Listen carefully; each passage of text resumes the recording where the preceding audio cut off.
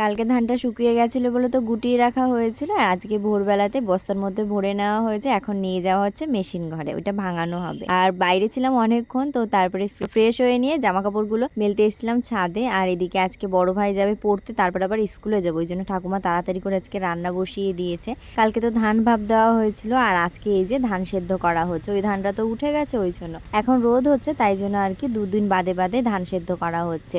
বাবা কাকা দুজনে মিলে ধানগুলো এনে চাতালে মেলে দিচ্ছে। আর এইদিকে দেখো গরু কত বিচুলি ফেলেছে, তো বাবা আমাকে বললো তুলে দেওয়ার জন্য। আর ওইদিকে ধানও মেলতে হবে, সেই জন্য আর কি আমি তুলে দিলাম। আর তারপরে এই ঘরে এসে ডালটা রান্না করে নিয়েছি। তখন ঠাকুমা তাড়াহুড়ো করে শুধু আলুর তরকারি করেছিল, ওই জন্যই ডালটা রান্না করে নিয়েছি। তো তারপরে খাওয়া দাওয়া করে নিয়েছিলাম, আর এখন এই যে মাঝে মাঝে বসিয়েছি। মায়ের আজকেও রান্নাঘরে আসতে দেরি হবে, ওই জন্য কাজটা একটু এগিয়ে রেখেছে। তারপরে কিছু জামা কাপড় ছিল, সেগুলো ধুয়ে স্নান করে নিয়েছিলাম। আর সকালের খেতে একটু দেরি হয়ে গেছিল, ওই জন্য আর দুপুরে খাইনি, ঘুমিয়েছিলাম। বিকেলবেলাতে উঠে দুজনে খাচ্ছি।